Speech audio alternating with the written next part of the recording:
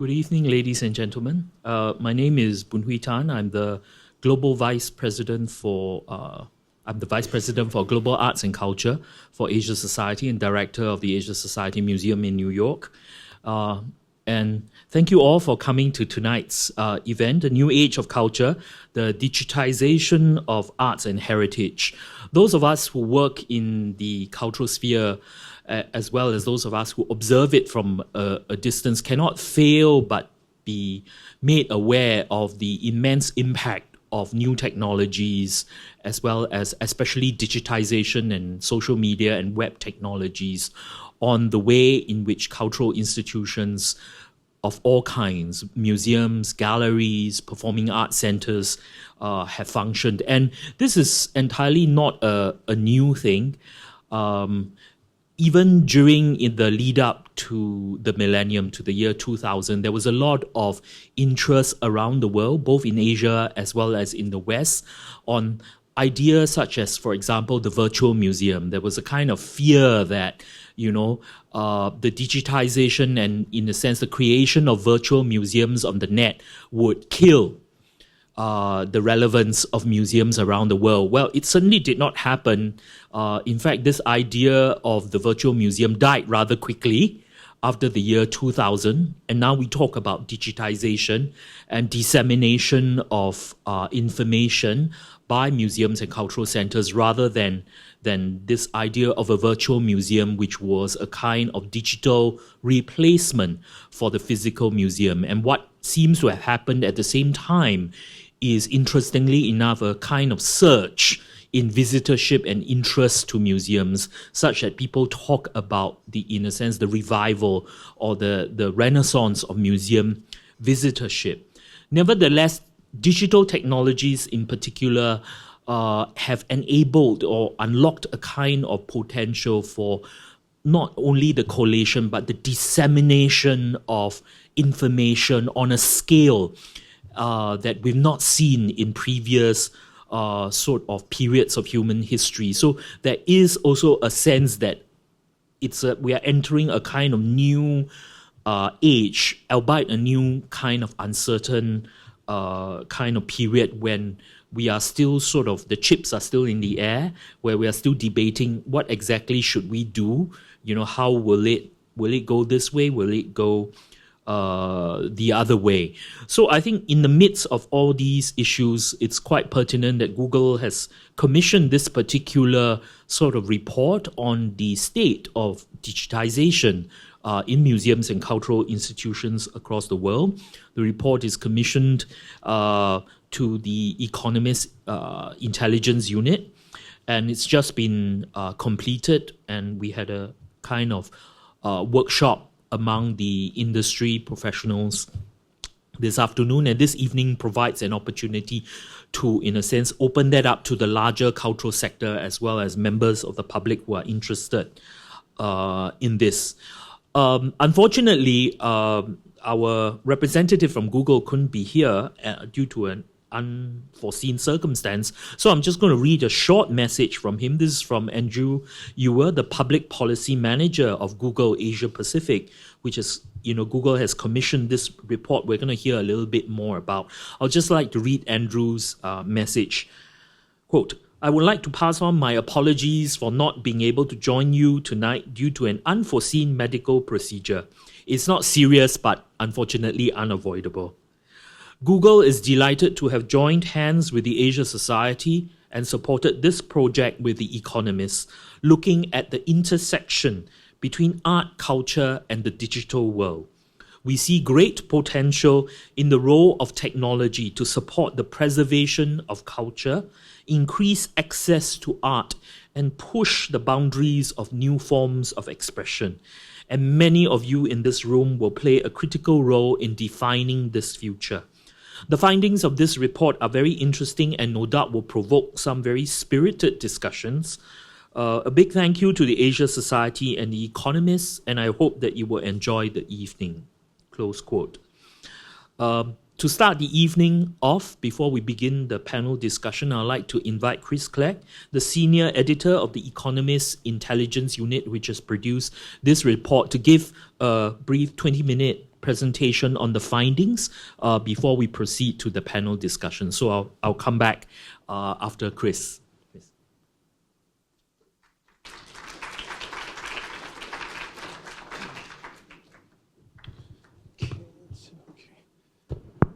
All right, good evening, everyone. Thank you for coming tonight, and thank you to the Asia Society for hosting this event, as well as thank you to Google, who is not represented here at the moment, unfortunately, but thank them for commissioning this work. My name is Chris Clegg. I'm a senior editor with the Economist Intelligence Unit and was responsible for managing this research program. When Andrew and I were here today with people from the industry, Andrew started out his presentation by saying that a lot of people were asking, well, why is Google here? Unfortunately, he's not here, so I'm not going to answer for him, but also asked me why the Economist Intelligence Unit is here. So I think one thing is, yes, we're known for economics and international relations and politics, but if you look at the analyst profiles for all of our editors and analysts throughout the group, I think you'll find a lot of them had undergraduate degrees in English literature and art history before we were sort of pulled to the dark side of economics and politics. So there is a lot of knowledge of the subject within the group. Could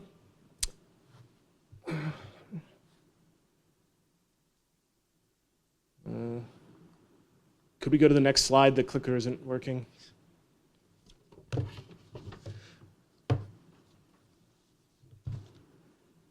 Oh, there we go. Okay, so I'm good. As Boon Hui said, I'm going to talk for about 20-25 minutes, and then we'll open the floor to questions if anybody has any questions, and then I think the panel discussion will follow that. So I'll start by talking just briefly about the background and objectives of this research. The goal was to call attention to this subject. It was sort of, there has been a lot of academic literature, as some of the attendees this afternoon pointed out, but nothing done quite the way that we've approached it. So we wanted to bring attention to the subject through a sort of a new angle, and also the issues that surround the subject of digitization, and I'll talk about some of those. The second objective was to create a sort of benchmarking tool that cultural institutions could use to chart their progress in digitization, and I'll talk about that a little bit as well. Next, I'll get into how we measured cultural digitization, essentially talking about the methodology. Now, a lot of people might roll their eyes about talking about the methodology, but I guarantee you 3/4 of the questions in the Q&A will be about the methodology when we get there. So talking about the methodology will hopefully head off some of that. And after that, I'll talk about the results. The scorecard has 5 categories or pillars: website assessment, social media presence, interactive experience, digitization of archives, and digital education initiatives. I'll also talk about a survey that we fielded of consumer cultural consumption habits. So I'll present some of the results of that survey alongside the results of the scorecard. And then finally, I'll give some concluding remarks on the opportunities and constraints that we identified on digitization in the course of doing this research. Just briefly about the country coverage. The EIU would always like to cover every country in the world in incredible detail and depth, but unfortunately there are constraints on that as well. So in this instance, we had to select a mix of countries that represented the various regions of the world and different levels of economic development. The 5% you see here is the representative sample in the survey of 2,200 consumers that we surveyed across the globe, so 100 per country. In the future, we hope to expand this to include more countries and more institutions per country. But that's ultimately up to our sponsor in this research.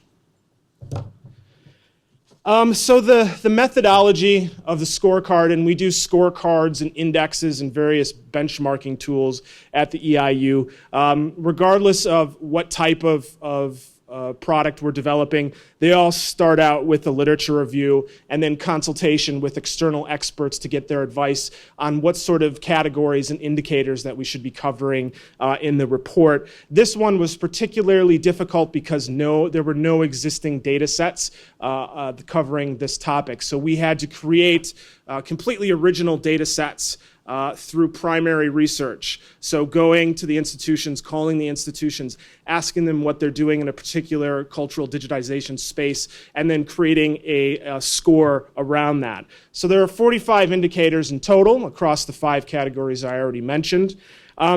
There are 243 institutions in total, 10 to 12 per country. Some countries only got 9 due to data availability.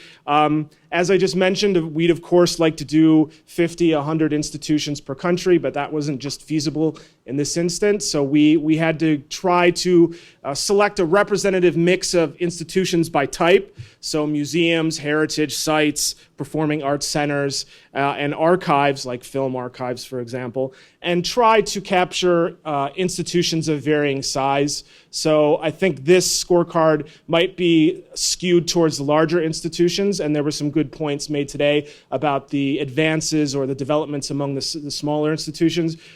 We capture those to a certain extent in this scorecard, but perhaps not to the extent that is necessary. But as in the case of all of these tools, it's sometimes more art than science, and you do have to make some decisions given the parameters of the research. So in scoring cultural institutions across these 5 indicators, and I should note that there's a methodology appendix in the paper. If you've seen the paper, if you haven't, it's available for download at a URL I will provide at the end of the talk. There is a lengthy methodology appendix that explains how we arrived at these scores. Just to give you an example, some basic examples for the website assessments, we ask questions such as, are tickets sold online?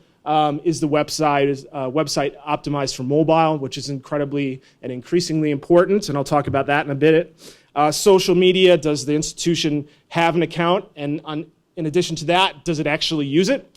There are plenty of dead Twitter accounts out there, and we wanted to measure whether these institutions were actually posting content on a regular basis. So the interactive experience, the next category, is there a digital tour or stage? Can users interact with each other? Digitization of archives. This is one indicator where I think we created a fairly original set of data in that we went to each one of the 243 institutions and determined the extent to which their analog collection had been digitized. And then finally, and I think probably most interestingly in this research, is digital education. Does the institution offer open online courses? Does it partner with educational institutions? And then one final note is that the scores were normalized on a scale of 0 to 100 to make them comparable across institutions and countries.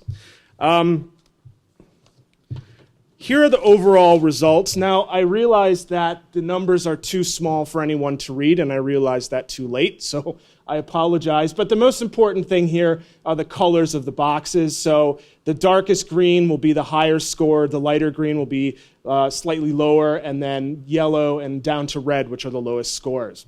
So the countries, the 22 countries on the left-hand side are arranged alphabetically. And the indicator categories from left to right, you can see, I think, a pretty clear pattern here, which is that as you move from the left to right, the colors turn from green and dark green progressively towards more and more red. I think the simple explanation for that is that websites have been around for quite some time, and so cultural institutions have a better grasp of how to use their websites. I'll talk about that shortly. Social media is somewhat easy to do once you set up an account. It's not necessarily easy to do well, but it's somewhat easy to do. And then moving more and more to the right, you get more and more difficult aspects of cultural digitization. Just briefly on the types of institutions and how they perform. The museums, I think, have probably been at this the longest. So on average, their scores tend to be higher than the other types of institutions that we covered in this scorecard.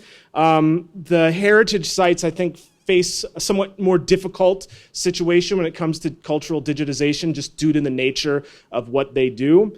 The performing arts also has somewhat of a drop-off from the top tier to the bottom. And I'll talk about sort of the traditionalists and the purist versus sort of the pragmatists or the realist, for lack of a better term, when it comes to integrating digital tools into the performing arts. And then finally, archives, which do okay, but I think face problems of their own around copyright issues and data protection and things of that nature. So just talking briefly about each one of the 5 areas, the scorecard results for the website assessment, you can see that there is a lot of green here, and only one country that's not doing that well here, and that's Indonesia. As I just said, websites are among the oldest digital tools. They're also a tool of income generation for cultural institutions, so through merchandising or ticket sales, which make them particularly important, especially for the more cash-strapped institutions out there. I mentioned mobile optimization already. Some institutions are behind in this area, which is a bit troubling because for 2 reasons. One is that you have the mobile-first millennial generation, which maybe is not looking at the websites through a PC or a tablet, more likely a tablet than a PC, if at all. And the other area where this becomes important is the mobile-only countries. So the developed countries where there's no access at all to, say, PCs or tablets, and almost all internet surfing is done through the mobile phone. So it's particularly important for institutions in those countries to optimize their websites for mobile. The first sort of big issue with the survey, and I guess one of the issues that was overhanging this project at the beginning, or one of the research objectives, was to determine through the survey whether digitization was substituting for physical engagement with cultural institutions, or whether it was enlarging it and complementing it. I think there were some concerns that it was serving as a substitute. However, our survey results show that, as Boon Hui mentioned, that digitization was actually improving physical engagement with cultural institutions. So this might be difficult to read, but the survey answer here, China, 51% of respondents said that they engage more physically in cultural activities and events than they did without digital access. So it's actually serving as a motivator to engage physically with cultural institutions. Social media presence, I won't say too much about this. It doesn't get a lot of attention in the paper. It is now as essential as a good website, I think, and as much as a service as much as a marketing tool. It's a very effective form, a cost-effective form of marketing. And we present a couple of cases in the paper of institutions, say in Peru, for example, that have used Twitter to great effect to generate interest in the events or the art exhibits that they have going on. One thing I do want to highlight is that, interestingly, South Korea and Japan come in quite low in this category. And there's very little social media usage, especially in Japan, but also South Korea, which only scores slightly better among the cultural institutions. When we spoke to some people in Japan, they essentially, some museum curators and other cultural institutions, essentially they said they didn't see the benefits from social media. Whether that's accurate or not, we don't know, but it's clearly showing up in their scores. The next result we're looking at is the interactive experience capacity. Audio guides have been around for quite some time, but they're now being replaced with interactive media guides that are housed on various devices. And this area is where we kind of begin to get into the purists or the traditionalists versus the pragmatists or realists. I'm not sure what a good term would be for the people who are sort of promoting digitization in some of these areas. The questions are, what are the limits? Should there be boundaries? On the plus side, there's one case study in the report that looks at something that Carnegie Hall did with the National Youth Orchestra in the US and a composer named Tan Dun, who composed a symphony that had, at certain points in the performance, places for people in the audience to play a birdsong app that was part of the composition. So they brought the audience, it was a participatory element through digitization that turned out to be quite successful. And I guess did not get much pushback from the traditionalists or the purists. One case study that we do have in the paper where there has been some pushback from the traditionalists is the Social Opera House in Milan, which offers lyric operas streaming online. The traditionalists will say that opera is only or best appreciated in person in the audience, and I think the proprietors or the inventors of the Social Opera House, which they refer to themselves as a cultural tech startup, would say that they're attracting youth to opera that would have otherwise not been paying attention at all. And that would have rendered opera a decreasing relevance as an art form over time. They argue that they're bringing in audience members that wouldn't have been coming anyways. So that's sort of one of the tensions that arose in the course of the research, or that became apparent. Sorry, did I skip ahead here? Yeah, sorry. So the next scorecard result is the digital archive and access to the digital archives.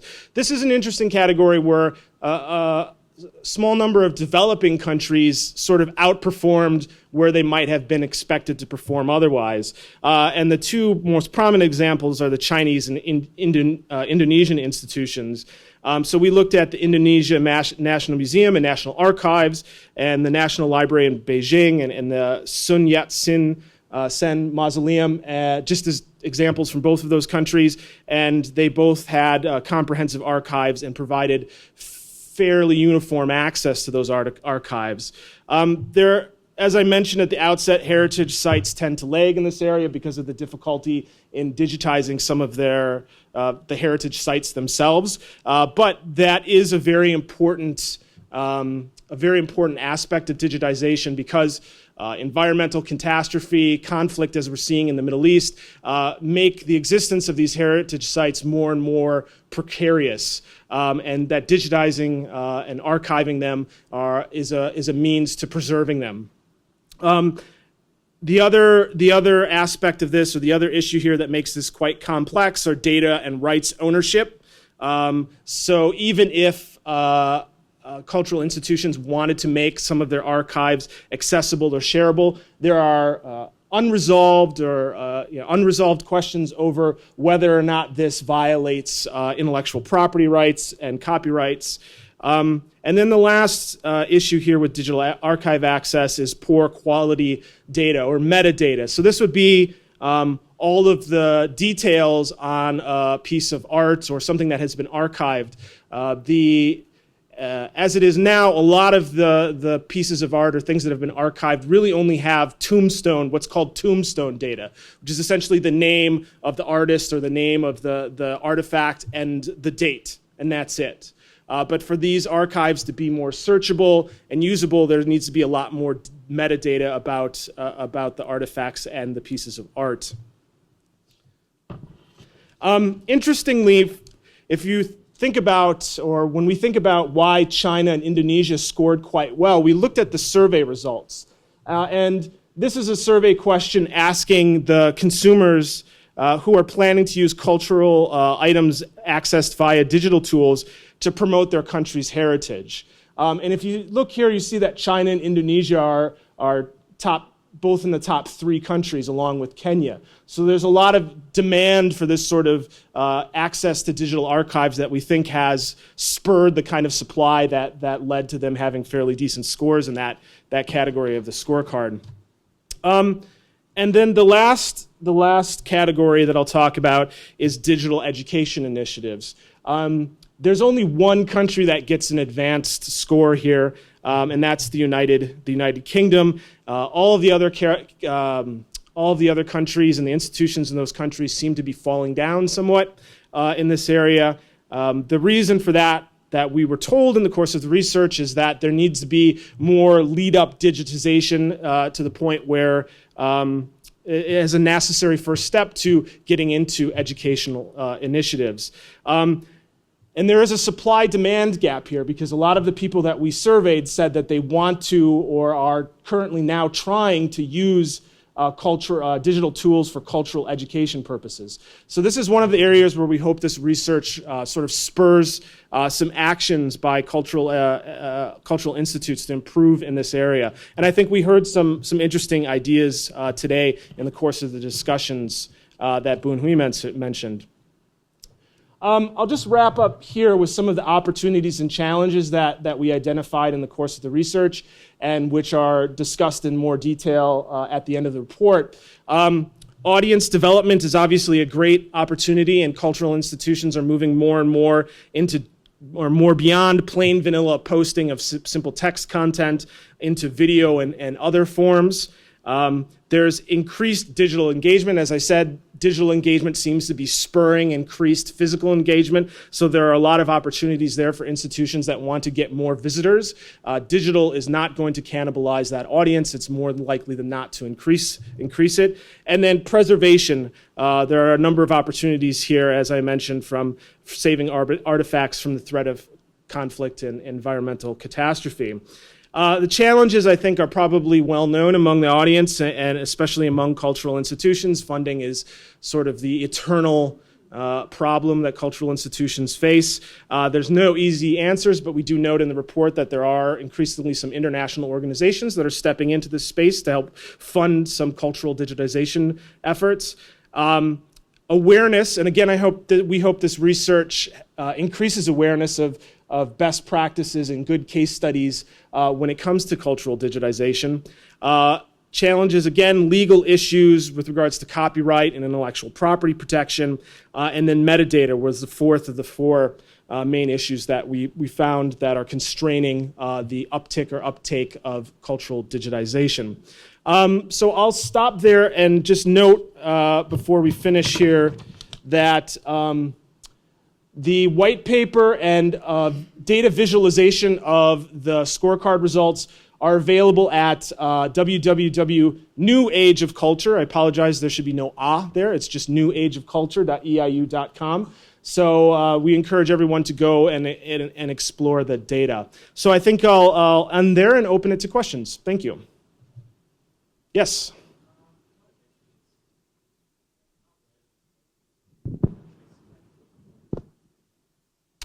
I heard your question. Maybe you can repeat it for everybody else.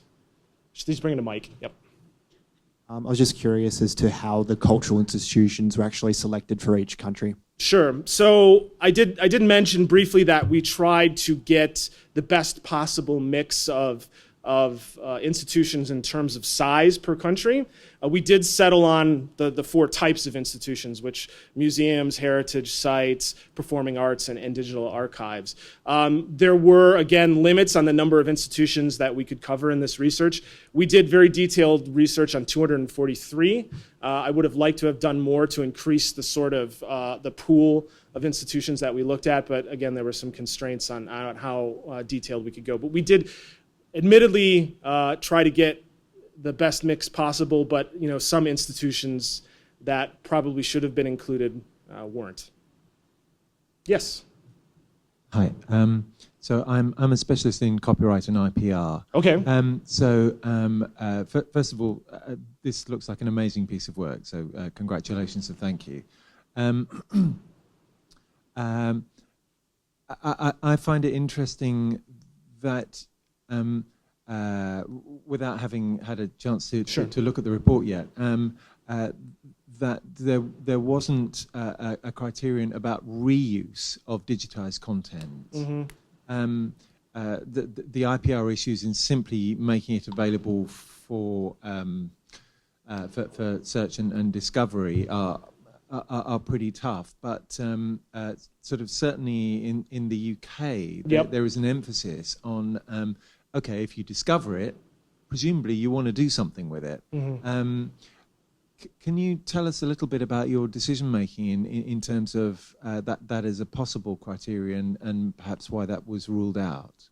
Well, it wasn't necessarily ruled out. I think one of the reasons we go around and do these presentations, and I'm sure there'll be more with audiences like this, is to get that sort of feedback, because inevitably we'll have missed something that could have served as a good indicator in a certain category. So I think this is probably one of those instances where we could have covered the way that institutions address this issue a bit better than we did. So I thank you for pointing that out. I don't have a really good answer for your question other than to say that. So thank you. More of a point than a question, actually.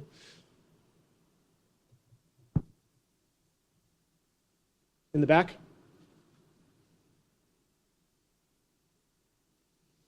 You mentioned that you needed improved metadata on a lot of the archives, and that seems like quite an interesting project. How do you create a rubric to put the archives of all culture into a database?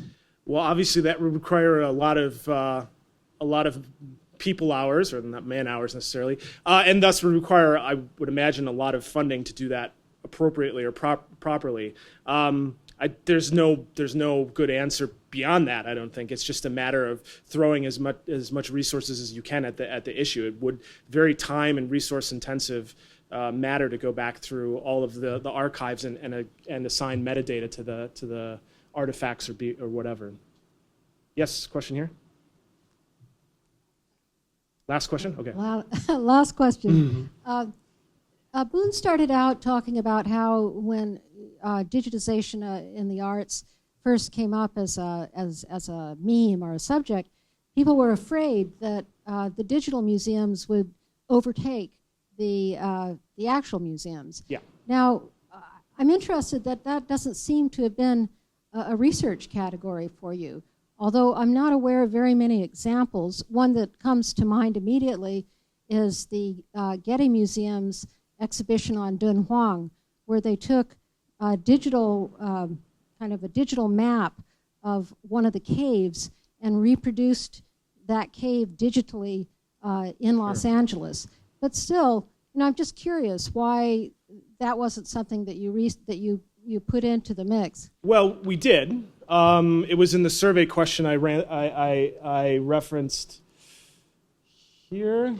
Yeah. So we asked consumers whether digital access to cultural institutions reduced their physical engagement, right? So the only way to do this, other than through surveys, would be to do some sort of statistical analysis of foot traffic, prior to digitization and after digitization. So it's sort of a proxy to have to use. Am I missing your question? Okay.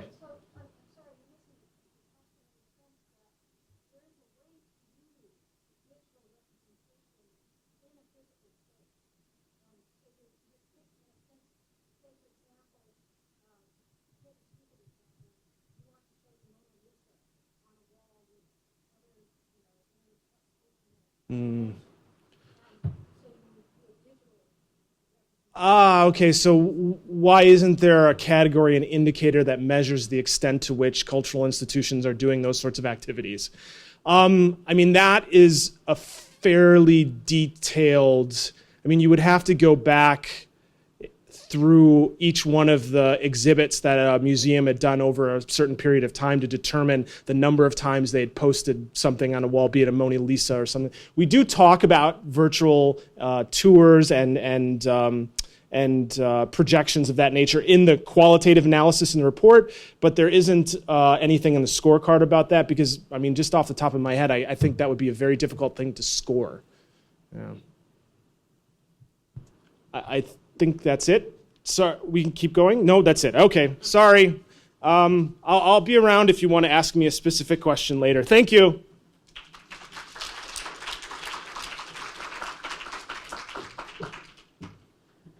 Thank you, Chris. I think for those that have more questions, the Q&A at the end, you can. There's still an opportunity for you. Now we move on quickly to the panel discussion segment, where we've invited 5 professionals from the art and museum world from various countries, so the contexts are different, the sizes of the institutions are different, and I'd like to invite our panelists to come on stage first before I introduce them, so you can put a face to the name.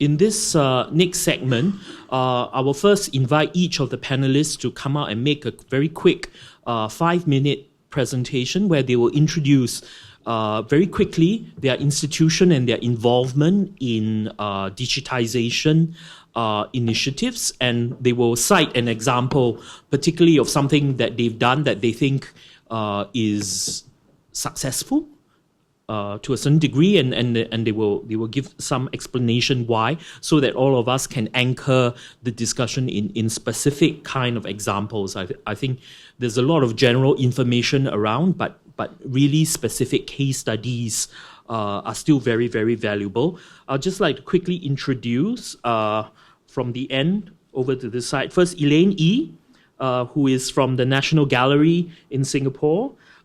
She has worked in media and publishing for 18 years, actually, before she joined the National Gallery, where she oversees content development, including the production of content for different audiences on all its various platforms, some digital, some not, ranging from publications to audio tours, multimedia applications, exhibition wall labels, digital interpretive applications, collaterals, and especially in multiple kind of languages.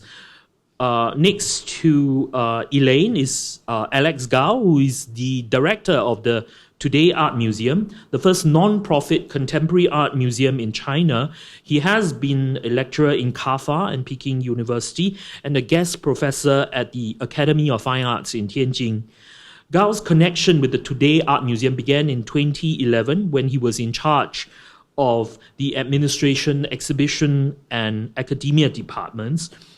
With his extensive experience in planning hundreds of contemporary art exhibitions in China and outside China, he became the youngest museum director in China in 2013 when he was appointed to the directorship of that museum. Next to Alex is Jeannie Ej Bullosa from the Philippines. She is an passionate advocate for culture, sustainability, and gender, and has spoken or lectured internationally on this topic. Javelosa graduated with an MFA from the University of Pennsylvania. She has an interesting career. The first half of her career was as an award-winning artist, printmaker, art critic, and author, with several books to her name, including the Manila Critic Award-winning coffee table book entitled Art Philippines. She has conceptualized and produced international and national projects in ASEAN and Europe, and currently she also has another life as the director of the Chenko Museum for the past 12 years. And then next to Jeannie is Jayanta. Jayanta Sengupta is currently the secretary and the curator and director of the Victoria Memorial Hall, India's most visited museum and the leading museum of Indo-British history, and he's also the director in charge of the Indian Museum in Kolkata, which you might be interested to know is actually the oldest museum outside of Europe and of the Anthropological Survey of India. In 2015 and 16, he was the Getty International Fellow of the American Alliance of Museums and a representative of the Government of India on the UNESCO Intergovernmental Expert Committee on the Protection and Promotion of Museums and Collections. Then, last but not least, from Hong Kong, we have Winnie Yong, who is head of Heritage at Taekwon, the Center for Heritage and Art. Winnie is in charge of devising heritage exhibitions, interpretive showcases, and educational programs at the revitalized site. She specializes in heritage interpretation, education, and community engagement. Winnie is also a trained architectural conservationist with a master's degree from the Architectural Conservation Program at the University of Hong Kong. So we have a really stellar sort of panel right now. We're going to dive straight to it and invite Elaine to kick off the presentation. Yeah.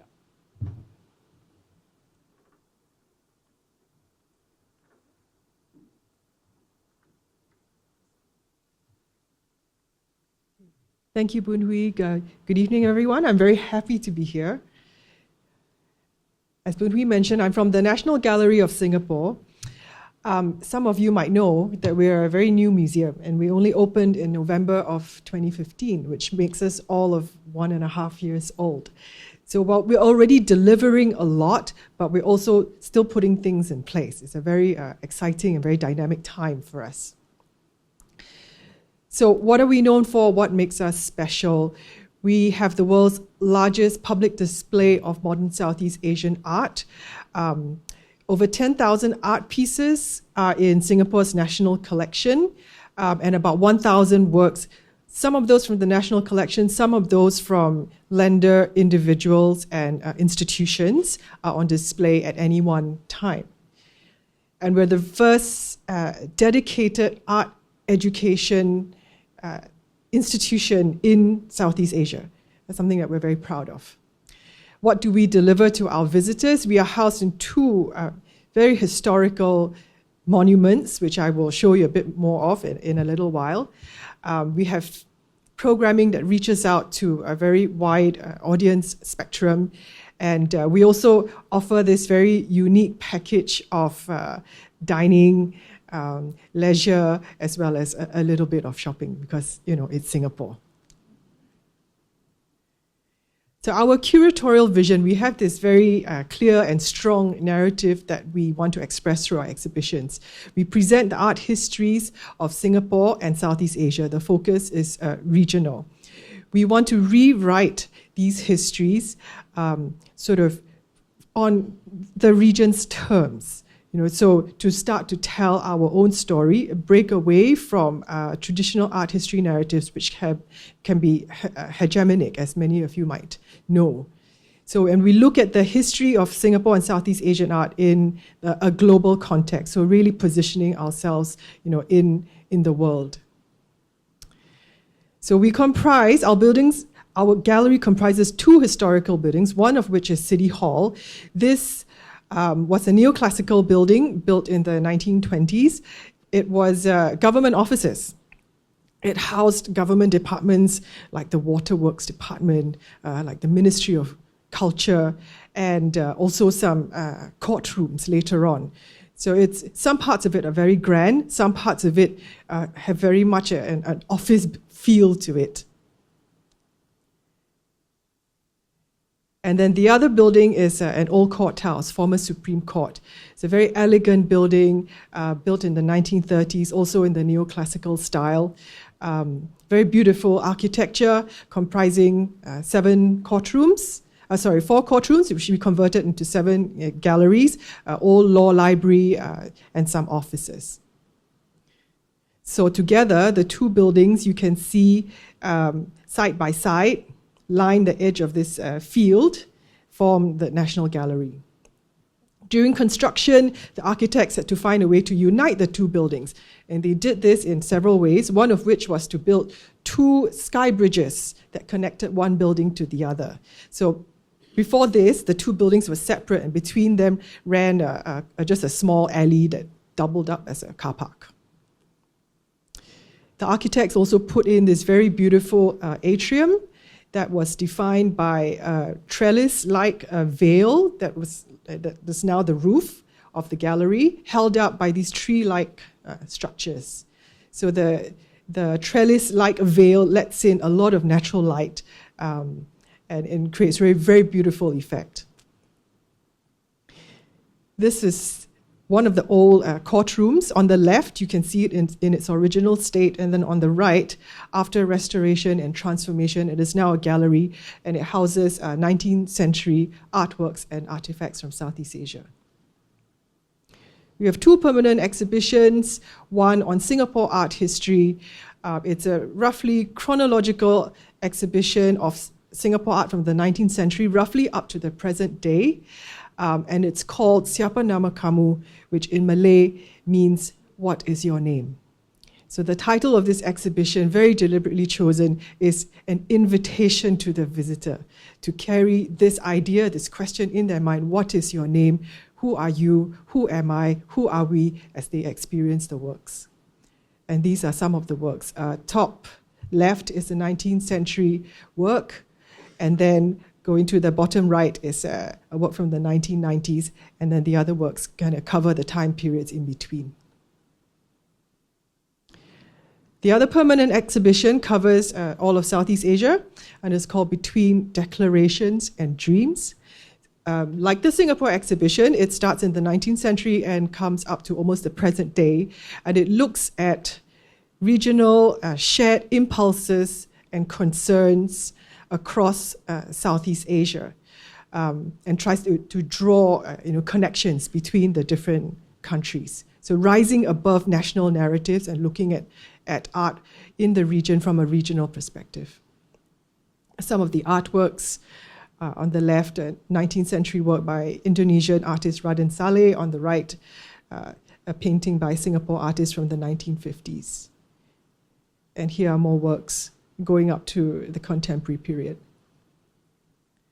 So since we opened, which was only a year and a half ago, we've already had 10 changing exhibitions, some smaller scale, some larger scale, including 2 international collaborations, one with Centre Pompidou in Paris called Reframing Modernism, and another with Tate Britain called Artists and Empire Encountering Colonial Legacies.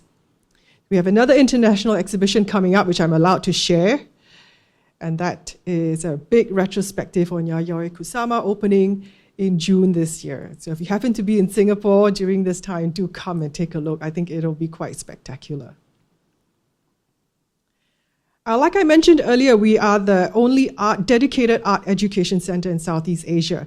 And this is done through our Keppel Center, which comprises 4 different spaces, each one set up with a different pedagogical objective in mind. Overall, this center aims to educate children about art through tactile learning, through the use of through hands-on learning, through looking, and through play. So we incorporate these elements into the various activities and programs at the center. We also have public programs this year. We're putting on a children's biennale, commissioning special works for families to enjoy. And then another program which we call Light to Night is aimed at a slightly older audience with all kinds of activities brought in, from street performances to food carts through to talks. And this is where I start to talk about digitization. We have an archive which we are in the process of digitizing. This is really important because a lot of our materials are very rare, they're very hard to find, and if we don't digitize them, at some point we might not be able to preserve them. So this is a very key part of that digitization plays in our work. And what are we digitizing? Materials that we have come mainly from artists and their estates. So we have things like sketchbooks and letters, photographs, manuscripts, ephemera. We have maps, we have old building drawing plans, all of which we're trying to capture. How are we doing this? We are in the process of implementing a digital asset management system. So prior to this, all our digital assets have just been existing in silos, in files kind of all over the place. And we have very basic content management systems to serve our digital platforms. But we are going to pull that all together now with a digital asset management system, and we've just put this in place so I can share it with you. It will allow us to search all our digital assets, organize them in whatever way we wish, implement workflow into this system so that there's levels of access and authorization, and tag each asset with the metadata that we want. And how this system will fit into our whole ecosystem is like this. Okay, we have our digitized archives, and we have a collections management system. Then we have all these different content platforms. We have a mobile application. Actually, that's our audio guide. So instead of having a device that we hand out to visitors, we have a multimedia mobile app that we ask people to download. We have a multi-touch table that we call the social table. This is an educational tool, again, built around educational pedagogical thinking that teaches children about the relationships between art and artists. Then we have our website, we also have print material, and we have third parties that we rely on to help us make our content, like our agencies. And this digital asset management system is the linchpin that holds all this together. It will hold our content from our archives, from our collections management system, and it pushes it out. It helps us publish it on all these different platforms. We have a single source of truth. We have a workflow management, and we have this central repository that everybody turns to. So what are we doing now? We're figuring out the metadata. As was mentioned earlier, this is so key in properly describing and identifying your digital assets. We're integrating this with our existing platforms, and we're working out the different levels of access and security. So I could come back in 6 months' time and share again, and be able to share much more about how we are executing this. And this is where we are right now. So this is the project. Boon Hui said, talk about one project. This is the key, the game changer for us. And while I can't say how successful it is yet because it's too early days, I can say the potential here is huge. Thank you.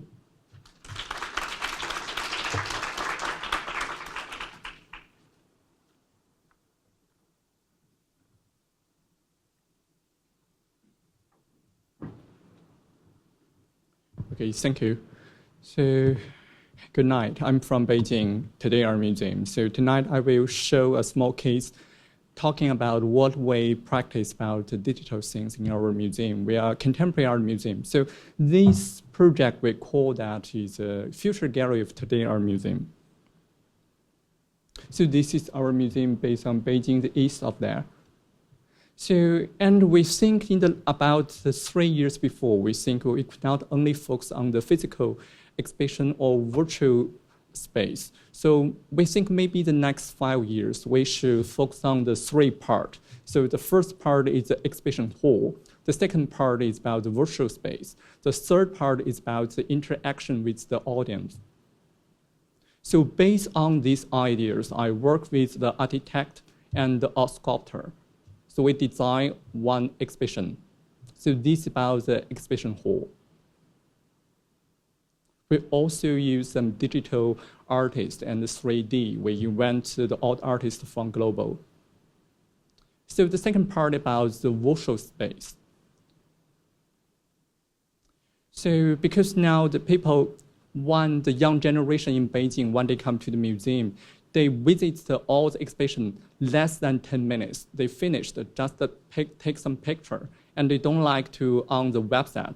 So based on that, we designed this virtual museum is based on the mobile phone iPad. So it's quite like the game, it's a digital game. People to enter that. So it's a lot of the bowl. They enter the bowl, they will enter a new exhibition. So for this one, so the young generation can fighting with the digital guys. So the last, so we call that augmented reality. So maybe it's not very clear, but if you use the mobile phone or iPad in front of the work, so the image will be changed. So finally, we have the virtual director. Because someone don't like the director is very young. So we have used this app. People can change my color, the hair, can change me everything. So, and I could be a female or male. So then I show a small video.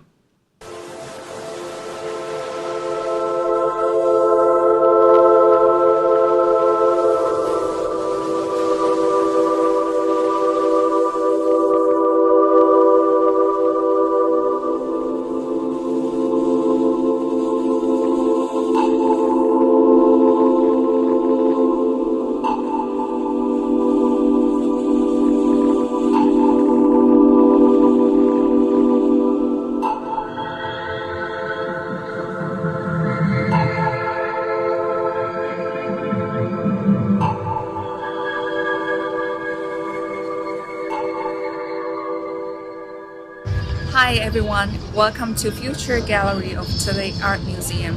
Here, you're going to experience a brand new kind of art museum. Future Gallery will give you a visual adventure. I'm going to be your tour guide today, so now follow my lead.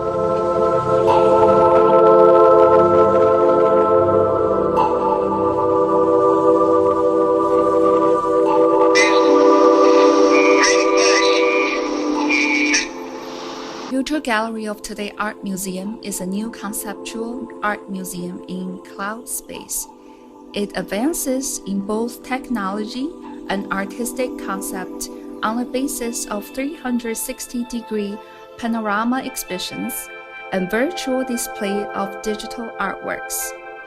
In cloud space, there will be unlimited number of exhibitions. Each exhibition exists in the shape of a dot. Each dot is a new cubic space that contains artworks impossible to be accommodated in any physical space.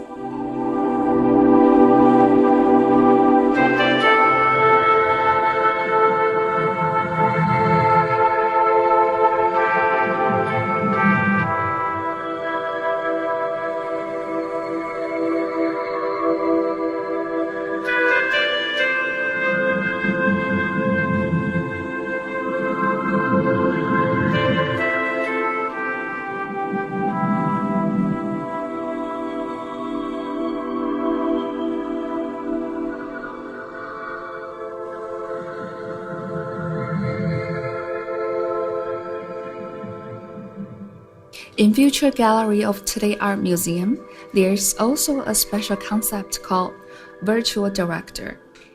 Virtual Director is the director of Physical Art Museum and the Future Museum. There's no fixated image of Virtual Director. The winning image of the Virtual Director is a Superman.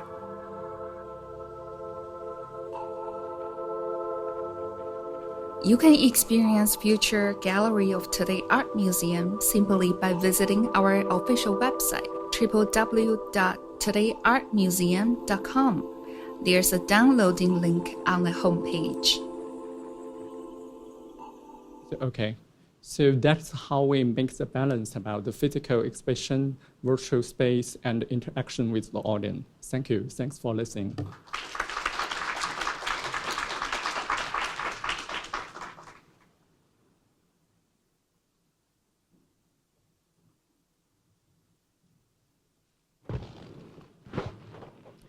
Good evening, everyone. I'd like to introduce to you the Chenko Museum. It's a private museum owned by our patron, who used to be the representative of the United Nations. He's Ambassador Alfonso Yuchenko, and he put together a 4-floored, beautifully designed museum, and with a great challenge that we do not have a collection. He wanted to support arts and culture, but there was no clear collection that could be housed in the museum, except for his own personal pieces. So the challenge for the past 12 years has been, how do we make the space relevant? And we tried to do this, although this presentation has been focused on the digitization angle, but we tried to do this to see the gaps that were not being done in the Philippines. And we tried to address this whenever it was about what was lacking in the scene was about design. We brought up a lot of design exhibitions. When we were looking at the revitalization of culture, we got into that space. So the idea of the gap and what was lacking in the space is what we've always looked at. And we began to pioneer the idea of digitization in the museum, and we're the first one in the country, actually, who is looking at this direction. Of course, we began the archiving of whatever is in his personal collection. And we've been very strong with social media and marketing communications for the past, perhaps maybe 6 years. Riding the tide when social media was just beginning. And we've been acknowledged for this in the fact that we've been very strong with communicating. We do a lot of events and visiting exhibitions and try to see whatever we can put together, but the idea was to communicate rather than be a space for purely academic and scholarly exhibitions. It was very clear that we wanted to be able to reach out a first audience, which was a financial district audience. We're located at the very heart of the financial district in Makati, in two beautiful towers, which is one of the most the pioneering buildings in the area. And so we had to be able to be in a space which was not purely academic, because that was not our audience. So the direction of communicating culture and arts on a much easier manner was really the direction we took. And social media was clearly one way of being able to reach out.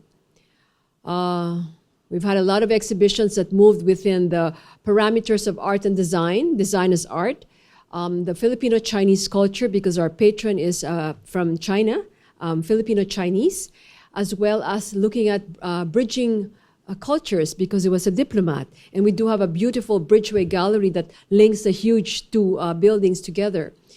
But what we began to do was really, in a partnership with Samsung, I decided to say, let's begin the first digital gallery in the Philippines. And I think this is where the direction for the past, since January only, since January, has been very conscious in how we are positioning, after 12 years, the museum in the local scene of the Philippines. The gallery that we have has looked at everything from augmented reality, interaction with a computerized space and digital space. But I think what we're looking at here is, how can we now shift the way audience is beginning to perceive what art is? Before, the curators would always be the one to define how you should appreciate art. Here, all of a sudden, you had a third persona, which was the IT person, who would put together the apps.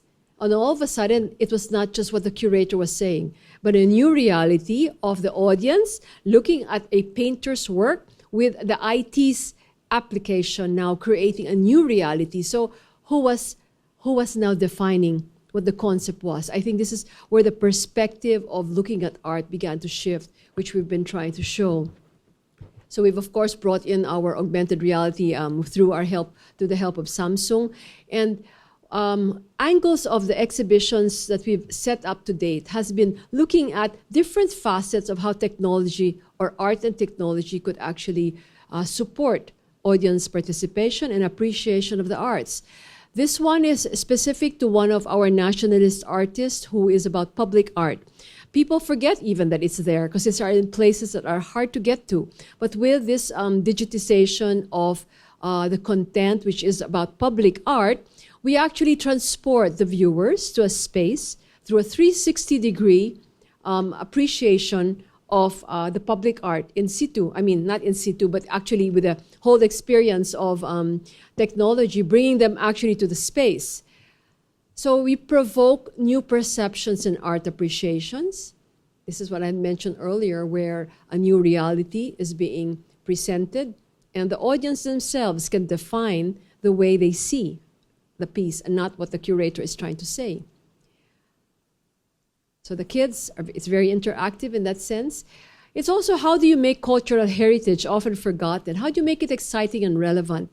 And this is when we began to bring the different plazas or the heritage parks of Manila, which are nobody really minds anymore, into the consciousness in a traveling exhibition that we began in the museum and went through all the schools alongside our partner Samsung. So it's looking at all angles of heritage sites and being able to feel the relevance and the need to preserve this. Active audience interaction incorporated the audience working and dancing with the pieces of this one by one of our nationalist artists also, Ben Cab, and being able to interact with his own drawing.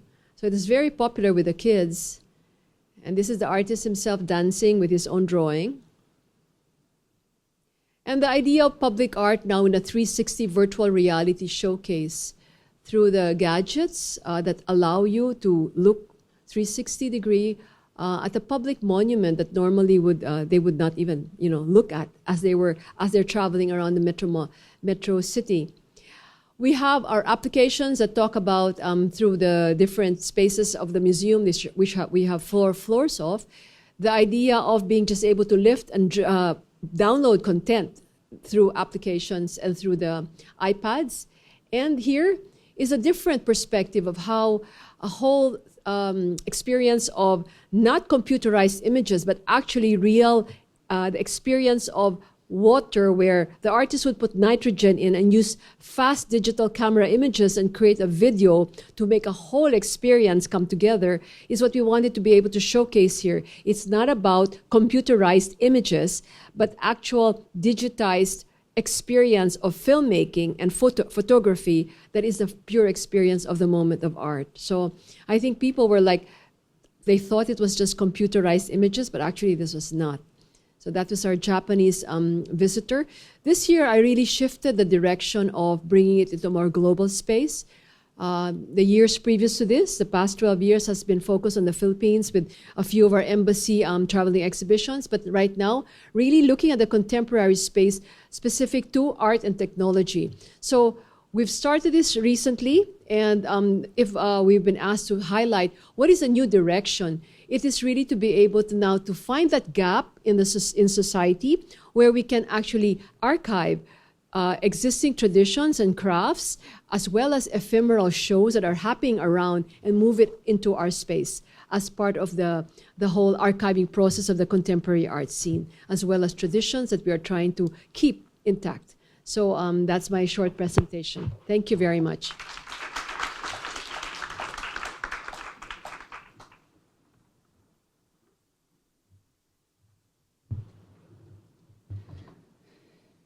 Good evening, everybody. I'm Hsu Sengupta. I'm the director of two museums, Victoria Memorial Hall and the Indian Museum in Kolkata, India.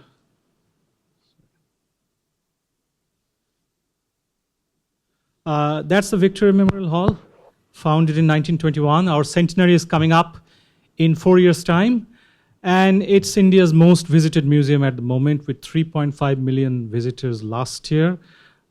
It's also now recognized as the cleanest monument in India.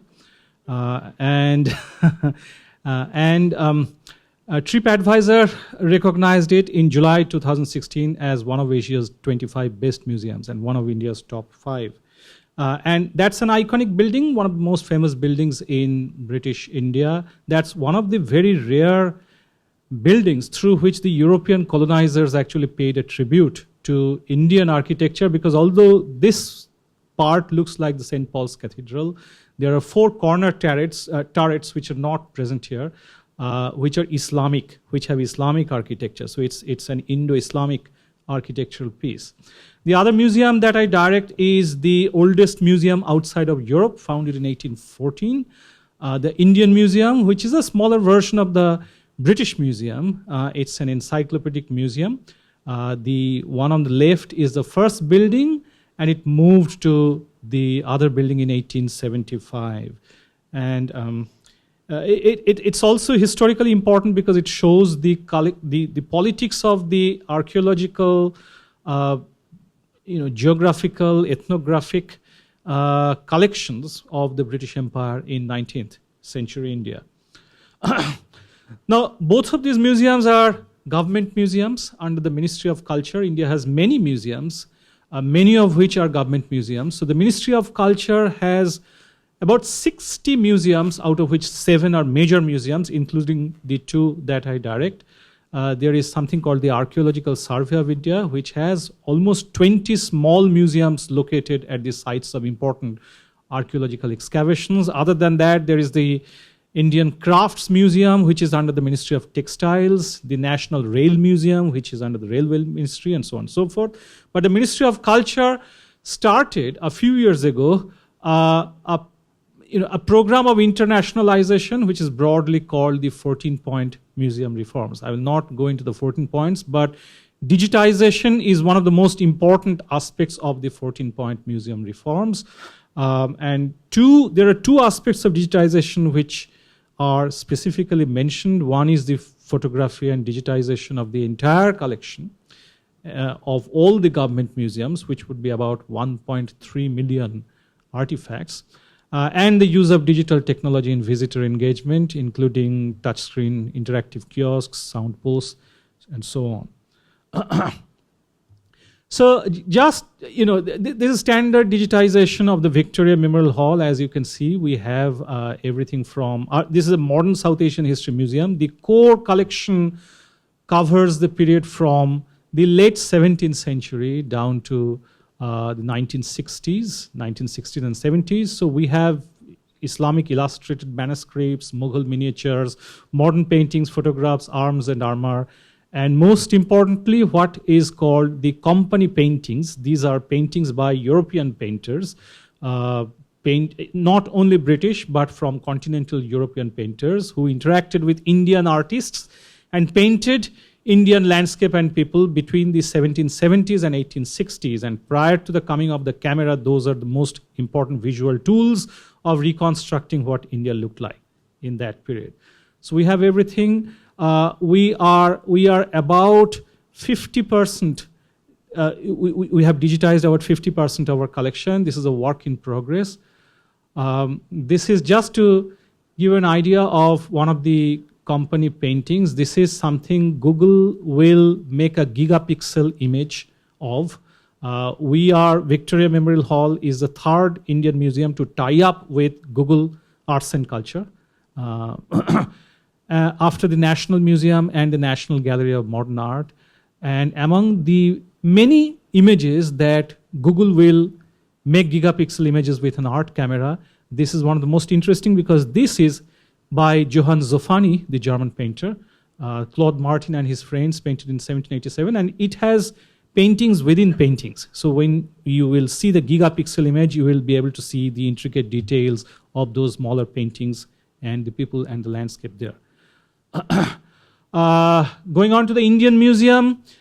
Indian Museum photographic collection, especially of the archaeological collection that goes back to excellent, good quality photographs began to be taken in the early 20th century. This is actually a photograph of a Buddhist archaeological a portion of a stupa excavated in Pakistan.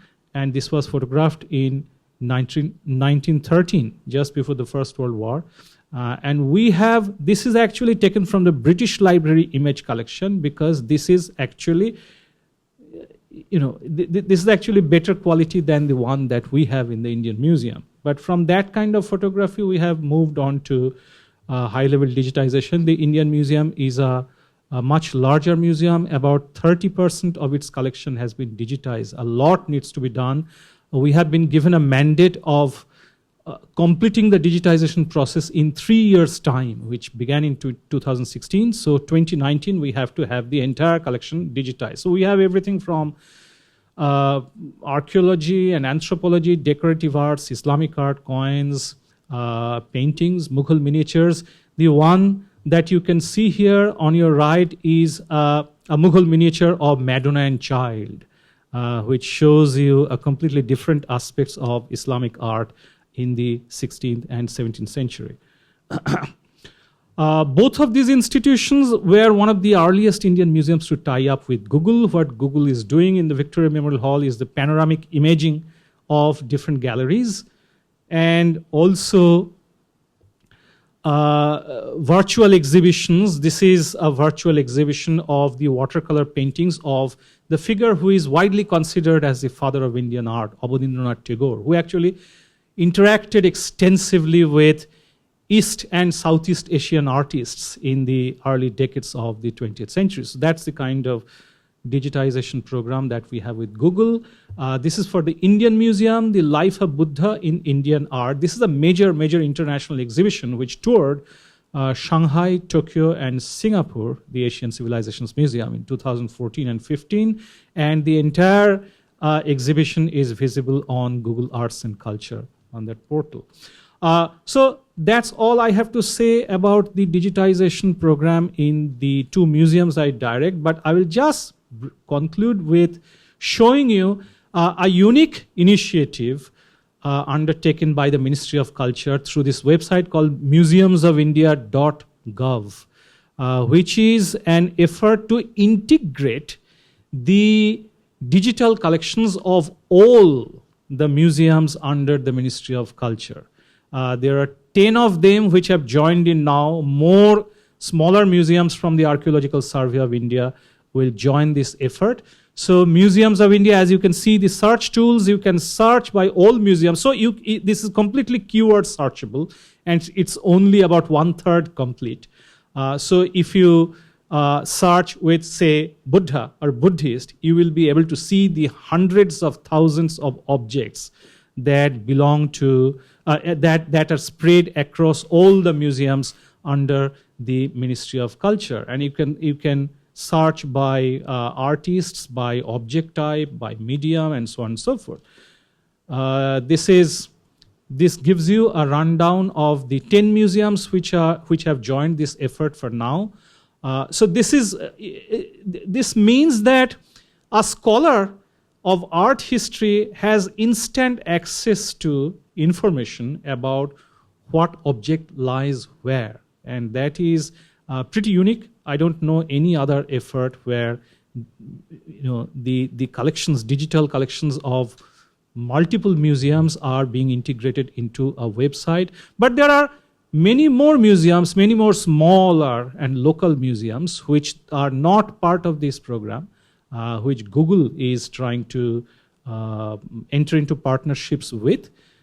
So I will just end with one example of the museumsofindia.gov. So if you search by Hong Kong, then you'll be able to see that there are 44 objects related to Hong Kong in all the museums of India, mostly notes and coins, and this is an 1893 20-cent coin from Hong Kong, Queen Victoria on the obverse, and Chinese lettering on the other. So this is the challenge that we will make. The government's emphasis is on creating big digital databases, but the real challenge is to use them as educational tools, because we are short on curation.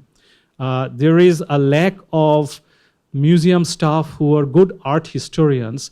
So many of the metadata which come with these digital images are what Chris described as tombstone information. We have very flimsy information. So over the next 5 years, the biggest challenge for digitization in Indian culture would be to add good quality metadata in collaboration with academia and the universities and the art historian circuit to really be able to use this as a high power educational tool. That's all I have to say for now. Thank you very much.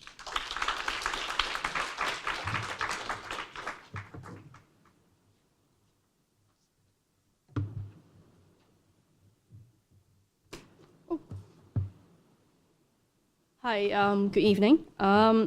I have a very different task than the other panelists. Everyone on the panel has achieved a lot. I represent a project that's not open yet. So I work for the revitalization project of the Central Police Station compound. It is the largest urban heritage site in Hong Kong, and we're in the process of revitalizing it, and hopefully that we can open by the end of the year. So tonight I will actually talk about some of our vision of what we're trying to do, and also do a preview on the potential that we can actually have in terms of digitization.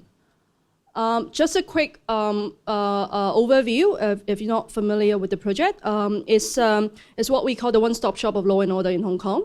It first developed back in the very earliest time of colonial times in Hong Kong, so back in 1840s.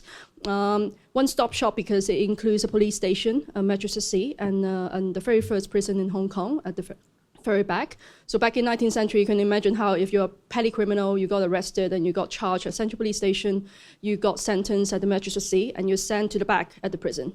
And if you're a criminal, you ended up doing a revolving door in that particular site.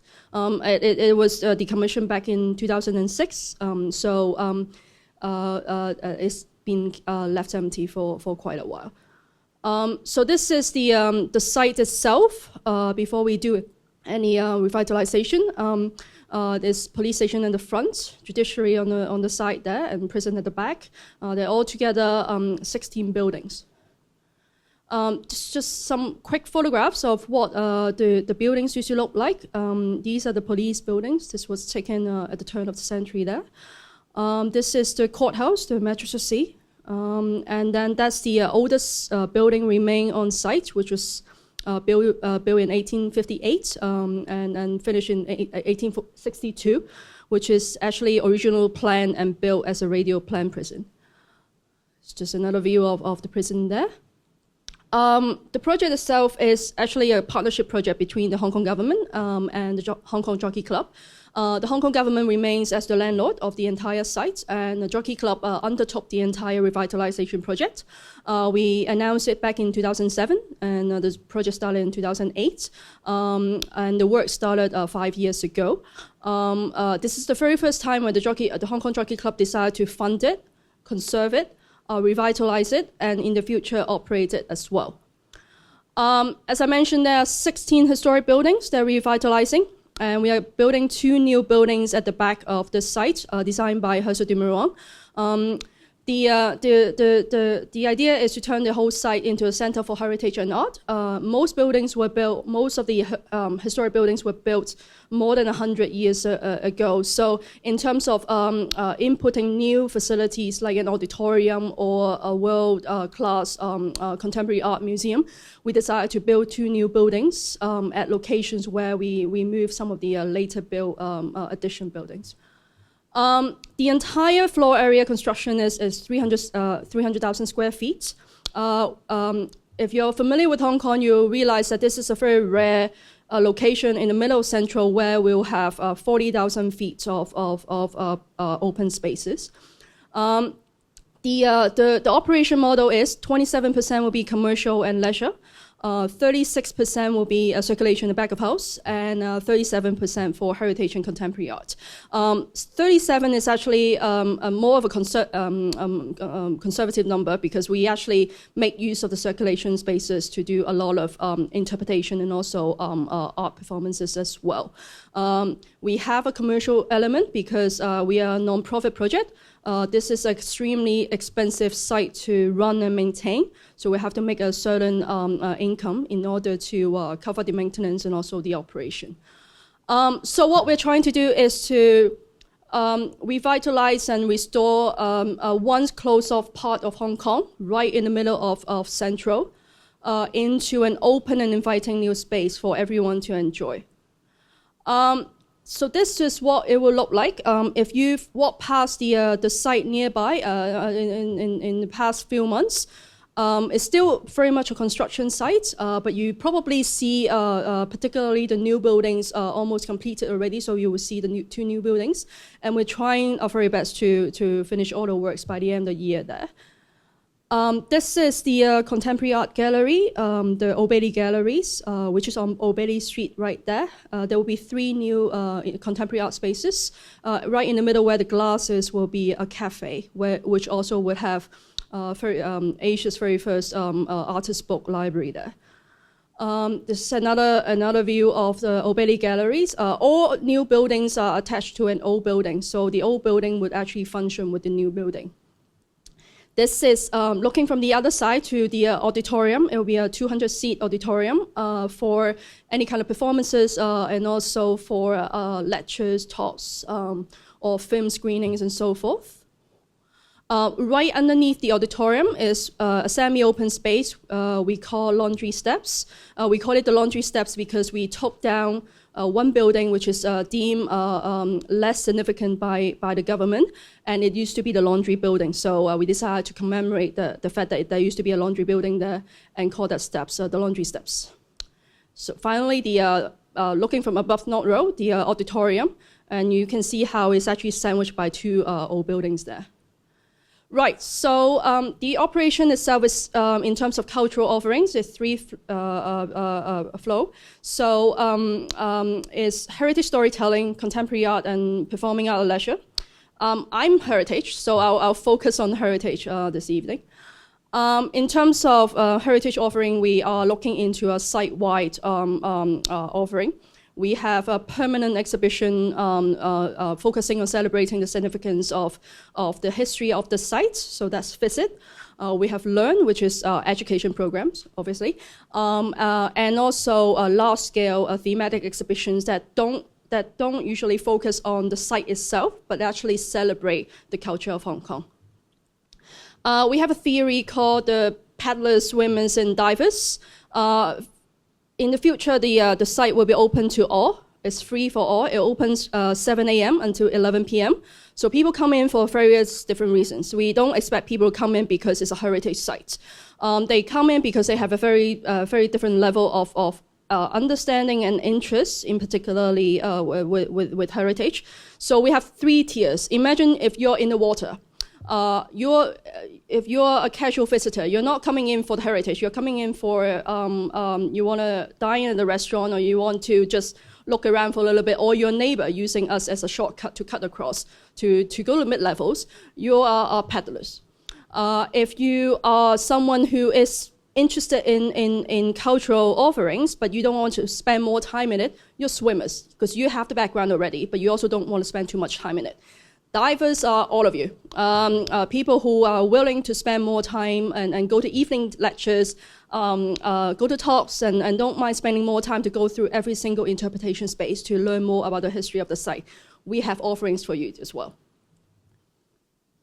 Right, so, looks a little strange, but the idea is to do a site-wide interpretation. When we took over the site, there's the planning of having 8 interpretation rooms to talk about the significance of all the sites, of the entire site. But personally, it makes no sense because it's an 18-building site. It's not a museum. You're asking people to go to 8 rooms specifically in the 18 buildings to look for these stories. So instead, we decided to go for a site-wide interpretation method, which is essentially you don't have to look for these rooms. There are locations where if you pass by already, we are giving you a story. There's a point of interest right nearby to you. That point of interest also direct you to the nearest interpretation room as well. So you don't actually have to go to a specific room, but if you want to, you can. Or if you just walk past, you already have that sense of heritage experience on site. In terms of interpretation space, obviously we are also doing the more traditional way of interpretation with text, photo and illustration, video, and so forth. But we are also looking into using digital tools. Those are obviously reference photos. We are very conscious of the balance of having an authentic experience while at the same time making use of the digital tools to try to enrich the heritage experience.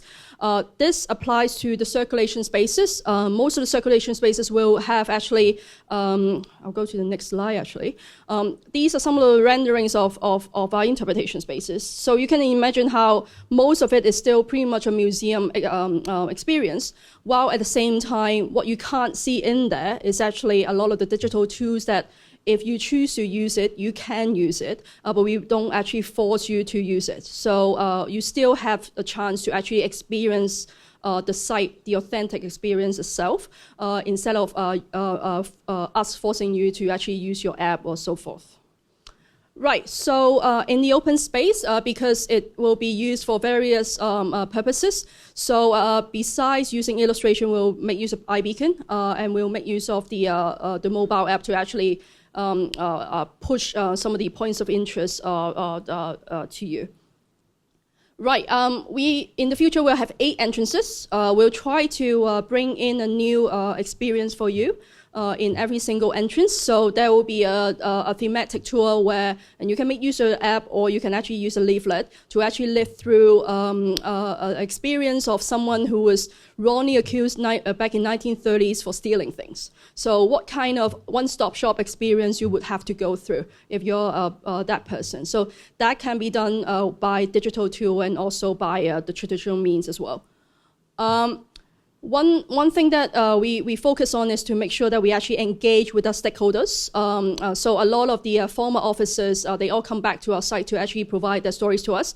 These stories, they are all in video and audio documentation.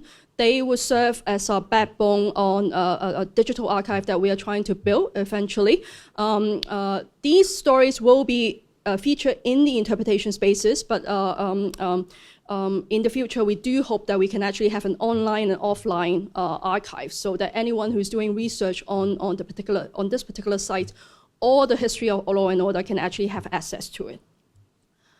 Go quick. We'll have guided tours every day, at least 2 tours a day for free. Obviously, we also noticed that visitors would like to do their own tours and their own walking, so we'll also provide the app itself would also provide recommended tours for you if you want to choose a particular theme. Education, I won't focus on to talk too much on that, but one reason why we need to focus on the digital experience is because we want to bring in an inclusive experience in the site. This is heritage, it's like the Clegg monument. Some buildings would not be 100% accessible to those who may have issues going to particular locations. So we want to make sure that we are exploring opportunity to use digital tools to provide inclusive experience to them. Finally, for the thematic exhibitions, there will be large-scale exhibition, but at the same time, we'll make use of technology for quite a bit, so that a lot of the stories that we are featuring, particularly our neighbors or the culture itself, can actually be not just for the exhibition itself, but a lot of the materials that we search for the exhibition can actually be stored in a particular area where people can actually have access in the future. So this kind of materials can actually live on. And here, thank you very much. Thank you. Thank you to all our panelists. Can I do a quick time check? How much time do we have? Okay. Okay. Because we're running a little bit short of time, so we're going to jump straight, I think, to the Q&A.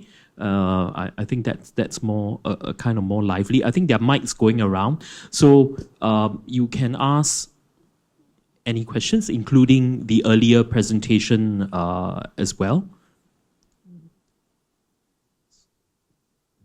There's one behind that here. The lady and then the gentleman. Yeah. Hi, I'm Jennifer from Oxford University, and this is a general question to all the panelists, if that's okay. Chris mentioned about funding is the main problem earlier, and I'd like to ask something about funding as well. From your perspective, in general, within Asia, this market, how do you feel about the interest from the people? Do you find a lot of interest from individuals or corporations or institutions in terms of supporting digitization of arts? Anybody? Any one of you can answer? Particularly the people that actually receive state funding. I should say a bit. We receive partial state funding. So I think for some technology companies, museums are a great showcase, a great way for technology companies to demonstrate the potential of their technology to look hot and sexy. And so we have been able to develop partnerships with some of these technology companies, and through that, get the support that we need to develop some of our digital initiatives. Yeah, so I hope that sort of addresses your question in part, at least. Just to support that, because we're a private museum, this is precisely why we want to be able to do this, because the state of Philippines, anyway, there's no government funding. It's very, very minimal, and it really does not allow for any support for the archiving of culture and arts. I'm blessed enough to know that our patron gives us a budget, and as long as I stay within the budget, I'm okay, I'm cool, right? So that's where the reason why I'm actually taking that active step, because as private sector and a privately funded museum, where we actually don't have our own collection, it becomes natural for us to take it on because there's nobody doing it in the space. So I hope I'm the private sector side of that. Yeah, thank you. I can make a general observation that usually, especially state, but increasingly a lot of corporations, it's much easier to get what we call capital funding. That means to build the project than it is to get operational funding. So the main challenge for many institutions is not getting the funding to set up the project, but actually to continue to run it, because it's more than just the digital part. It's also the manpower associated with maintaining that. So that actually is the main challenge, which is also the reason one of the most interesting areas and the most difficult areas is really this whole issue of how can these digital systems and digital initiatives be self-sustaining, including what are the ways in which, in a sense, revenue streams could be derived from this, such that you are not bogged down by continually having to fund the operations of it. And that really is the million-dollar question that, unfortunately, I have not seen anyone with an actual sort of universal answer yet. Second question. Tom Morgan from M+ Museum. I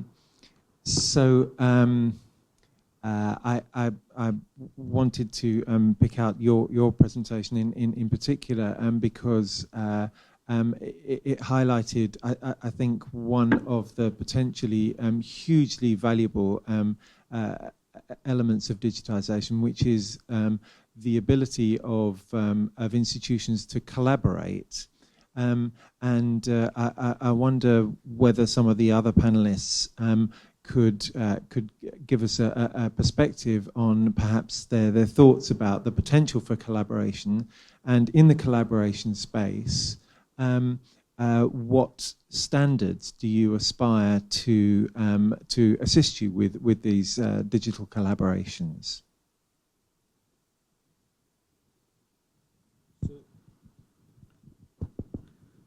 So this is not a question for me, right? This is for... It's a question for the panel. Okay, yeah.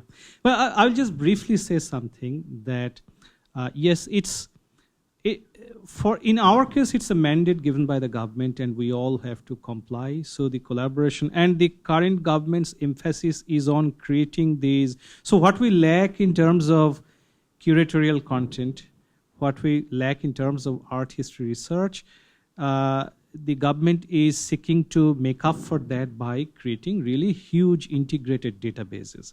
So I mentioned this one, the museumsofindia.gov, but there is another in the pipeline, which actually the Culture Ministry, in a meeting with museum directors, touted as the upcoming Indian answer to Google, is something called the National Virtual Library of India, which will subsume this one and the National Digital Library of India. So everything, e-books, YouTube videos, and other videos on Indian culture and the performing arts, artisanal traditions, recipes, everything related to India will be available in an integrated database. So that's the clubbing together. This is the action taken by the current.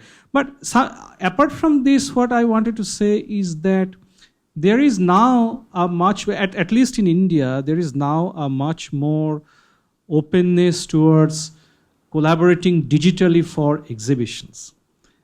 We had a visit a couple of years ago by the then British Culture Minister, Mr. Sajid Javid, and he actually said, and he encouraged us to collaborate digitally because then you overcome all the kind of bureaucratic hassles and cost-wise problems of actually loan exhibitions, exchange exhibitions. But digital collaborations are very possible, and accordingly, the Victoria Memorial Hall, which is one of the, at least in India, it's the largest visual archive on Calcutta, which was once the second city of the empire. We are collaborating digitally with the British Library to have a digital exhibition in the winter to mark the 70 years of Indian independence, of a digital exhibition on the city of Calcutta by merging together their collections and our collections.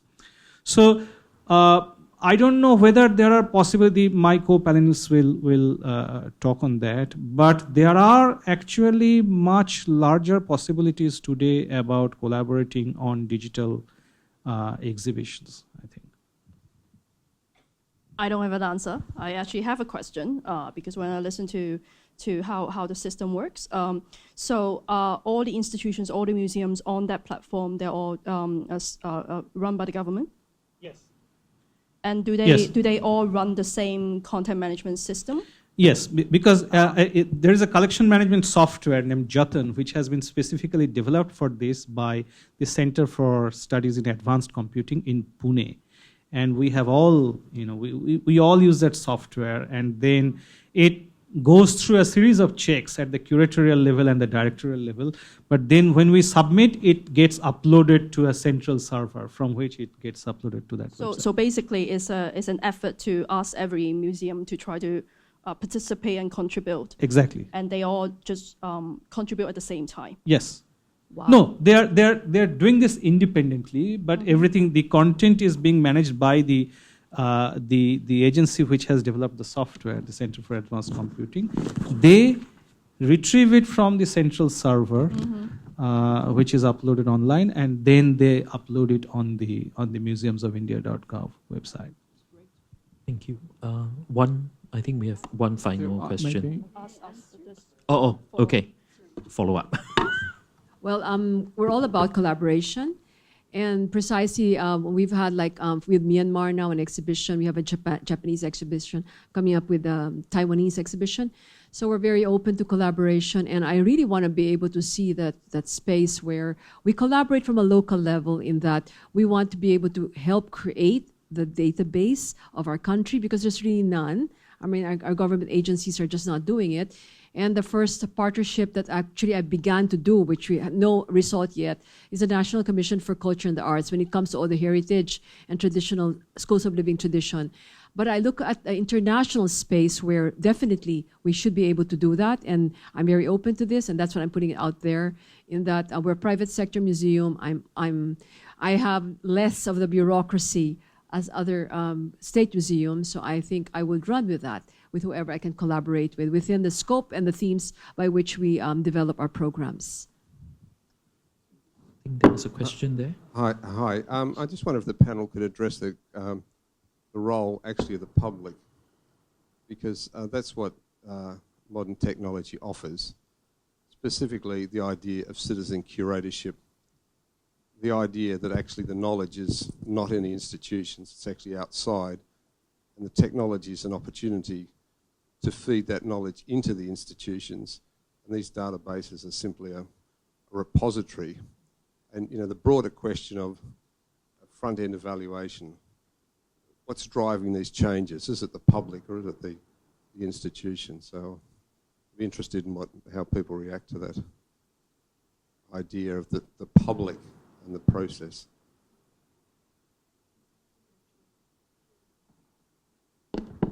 I think that's a great question, which is what actually we were discussing the whole day. That as an institution, you have clear directives of archiving and the requirements to preserve culture and to present it. But there is an engagement to a public audience where technology has become the whole base by which this information is disseminated to various levels of society as audience. So it's being driven at this point by both, with technology as an enabler. So the content that the institutions try to create must be able to be relevant to the various levels of your audience as you develop your audience. So I think it's a parallel direction where we as institution must listen to the audience. That's why one of the programs I have are the curators on the ground, the young ones who create ephemeral art, and then it's gone. And I said, how are you going to document that and keep it for archive? As museum, I give you this space, I said, and they just said, it's never been done. I go, that's why we're doing it, because you're doing it on the ground. I'm giving you the space as institution, and let's collaborate. So I think it's a parallel development, and this is something as institutions we must be open to. Yes, I couldn't agree more. I think it's very much a two-way street. With the advent of social media, audiences are very much accustomed to having a say, having a voice, and I think that translates into the museum experience where visitors want to be more participatory. And this is a model, a direction that museums can adopt for the future. So responding to that, we open up our collection and our exhibitions to the public using digital tools and allow feedback to come in. You can also use this as a way to crowdsource knowledge and research, which some museums have done. And then, of course, you have to sift through what you get and weed out what is credible, what is good, what you can use, and then what you have to set aside. But it's very much a two-way relationship. So because I can to talk about mainland China, because before we think about 50 years is one generation, but now we think the 5 years is a new generations. So, and the mobile phone is a part of the body. So for us, the public, they don't think what is the physical, what is the digital, because one day growing up, they with the digital mobile phone. So that's why we think about the digital is now means the website, is not the digital collaboration. It means that we must think about how the new generation, they think about the exhibition. So because Beijing is traffic jam, so they could not spend about 4 or 3 hours to come to the museums.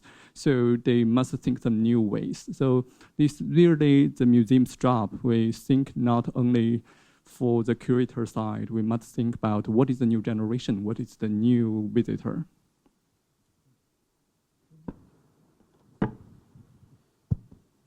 And also, if you think of the young people, especially of those kinds who are paddlers and swimmers rather than divers, then there is a great deal of pressure on us to drive the digital revolution in a way which thinks not only in terms of digitizing museum objects and artifacts, but also having a strong digital presence for the public programming. You put up all of your programs on video website like YouTube, you have blogs, you have comments. So the new generation feeding on social media is a much more demanding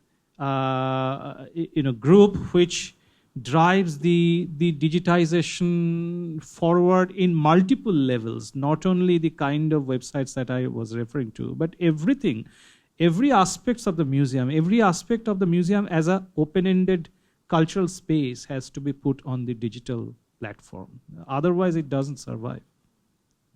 It's actually something we discussed this afternoon, the fact that there's digitization and there's digital platform out there, whether or not you as an institution launch it yourself or they are more of a passive platform that you have to deal with, they are there, and you just have to, in terms of curatorship, you just have to adjust with it.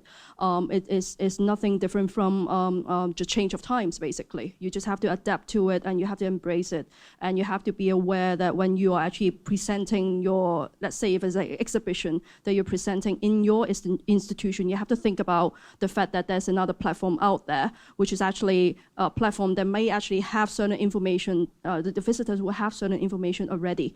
But then again, it's really just the change of times. Yeah. I think this whole issue of,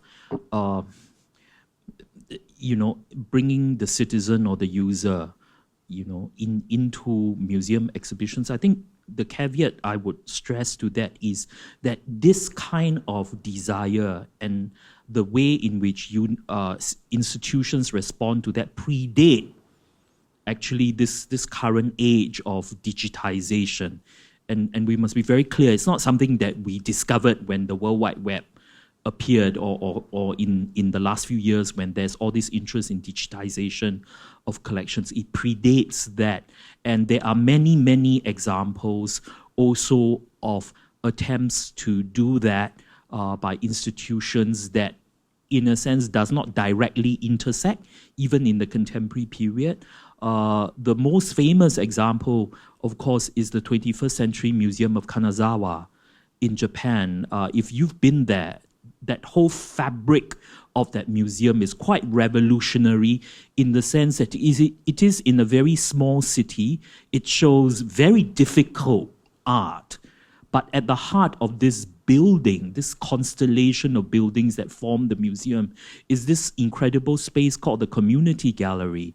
And it's an attempt by the organizers, the curators of the museum to surrender control of the curatorial narrative, that at the heart of the museum there is one gallery that is curated by the community, by a community that you don't recognize as a kind of community that understands contemporary art. So, you know, there are places like that. With art centers, the one that come to mind is the Les Scorecard in Paris, which is in a very far away from the heart of Paris, in a multi-ethnic sort of arrondissement, district filled with Muslim populations, immigrant populations, and they have responded to it by surrendering all the public spaces of the museum alongside the tightly curated galleries to the community, to young people who are welcome to come and literally break dance on the corridors outside. You know, when I was there, outside a Keith Haring exhibition. So there are various ways that museums have responded to that does not directly derive from the promise of digitization. So digitization, I think it's a kind of added tool. It's not, I don't think for cultural institutions or their communities, it's sort of like replacing anything particular in this respect. So the only answer is that it's a very complex kind of answer. But if we look around the world, I think there are extremely diverse examples of how that is sort of used, you know. So with that, I think we are literally running out of time. You see, they are nodding their head behind. So I'd like to thank the panel. I think they're still around for a bit, so if you have any last minute questions, you can come up to them. And thank you all the audience for staying with us on a weekday night and a rainy weekday night. Thank you.